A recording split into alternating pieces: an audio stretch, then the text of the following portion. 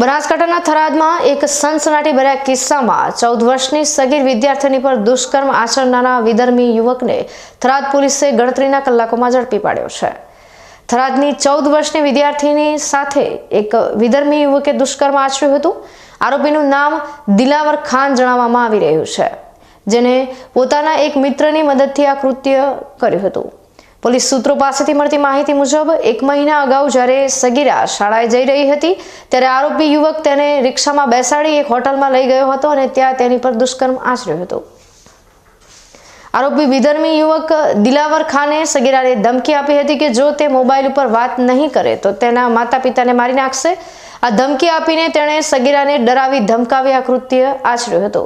વિદ્યાર્થીનીએ આ સમગ્ર હકીકત તેના પરિવારને જણાવતા પરિવારે તાત્કાલિક દુષ્કર્મ ગુજારનાર વિધર્મી યુવક દિલાવર ખાન અને તેને મદદ કરનાર તેના મિત્ર વિરુદ્ધ થરાદ પોલીસ મથકે ફરિયાદ નોંધાવી હતી.